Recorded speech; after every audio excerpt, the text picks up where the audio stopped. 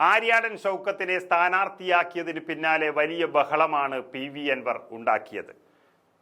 ഷൗക്കത്തിനെ എതിർക്കുമ്പോൾ അൻവർ നിരത്തുന്ന ഒരു ന്യായമുണ്ട്. നിലമ്പൂരിന്റെ കുടിയേറ്റ കർഷകർ വലിയ പ്രതിസന്ധി നേരിടുന്നുണ്ടെന്നും അതുകൊണ്ട് തന്നെ ആ മേഖലയിൽ നിന്നുള്ള VS ജോയി മത്സരിക്കണം എന്നൊക്കെയാണ് അൻവർ പറഞ്ഞത്. പക്ഷേ അതിനും അപ്പുറം തീർത്താൽ തീരാത്തൊരു പക അൻവറിന് ഷൗക്കത്തിനോടുണ്ട് എന്നതാണ് യാഥാർത്ഥ്യം.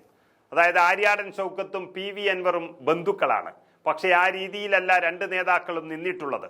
2016 അൻവർ ആദ്യമായി ജയിച്ച ശേഷം കക്കാടം പൊയിൽ വിഷയങ്ങളുമായും സർക്കാർ ഭൂമി കയ്യേറിയെന്ന ആരോപണത്തെ തുടർന്നുമൊക്കെ അൻവറെ ഏറ്റവും അധികം ബുദ്ധിമുട്ടിച്ച കോൺഗ്രസ് നേതാവ് ആര്യാടൻ ഷൗക്കത്ത് തന്നെയാണ്.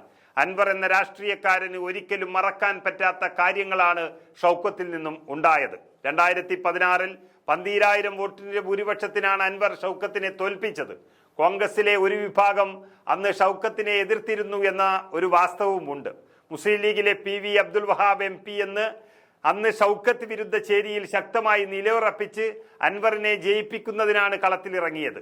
MLA ആയതിനു ശേഷം അൻവറിനെ മണ്ഡലത്തിൽ കാണാനില്ലെന്ന് പറഞ്ഞ് ഒരുപാട് പോസ്റ്ററുകളും വാർത്തകളും വന്നത് സംസ്ഥാനം മുഴുവൻ ചർച്ചയായ ഒരു വിഷയമാണ്. 2020-ലും 2021-ലുമാണ് അത്.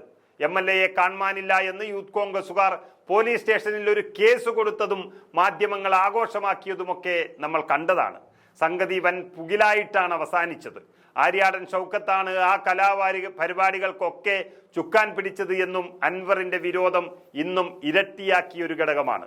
അൻവർ മറക്കാൻ ആഗ്രഹിക്കുന്ന ഭൂമി ഇടപാടുമായി ബന്ധപ്പെട്ട് ഹൈക്കോടതിയിൽ ഉൾപ്പെടെ തനിക്കെതിരെ ഫയൽ ചെയ്യപ്പെട്ട കേസുകളുടെ എല്ലാം പിന്നിലുള്ളത് ആര്യാടൻ ഷൗക്കത്തായിരുന്നുവെന്നതും അൻവർ തിരിച്ചറിഞ്ഞ കാര്യമാണ്. ഈ വിഷയങ്ങളെല്ലാം നിലനിൽക്കുമ്പോഴാണ് 2021 വീണ്ടും നിലമ്പൂരിൽ അൻവർ മത്സരിക്കാൻ ഇറങ്ങിയത്. UDF സ്ഥാനാർത്ഥി VV പ്രകാശാണെന്ന് അൻവറിനെതിരെ ഇറങ്ങിയത്. പ്രകാശ് അന്ന് DCC അധ്യക്ഷൻ കൂടിയായിരുന്നു.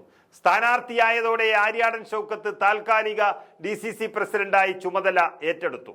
പ്രകാശ് ആകട്ടെ 2700 വോട്ടുകൾക്ക് അൻവറോട് തോൽക്കുകയും ആ തോൽവിക്ക് പ്രധാനപ്പെട്ട പങ്ക് വഹിച്ചയാൾ ആര്യാടൻ ഷൗക്കത്താണെന്ന് പ്രകാശിന്റെ കുടുംബം വിശ്വസിക്കുകയും ചെയ്തിട്ടുണ്ട്. ഇതുമായി ബന്ധപ്പെട്ട് പ്രകാശിന്റെ മകൾ ഒരു പോസ്റ്റ് ഇട്ടതും അത് വ്യാപകമായി ചർച്ച ചെയ്യപ്പെടുന്നതുമൊക്കെ കഴിഞ്ഞ ദിവസമാണ്. അൻവറിന്റെ ഷൗക്കത്ത് വിരുദ്ധ ക്യാമ്പയിൻ അറിഞ്ഞോ അറിയാതെയോ പ്രകാശിന്റെ കുടുംബവും ഭാഗമായി മാറി എന്നുള്ളതാണ് യാഥാർത്ഥ്യം.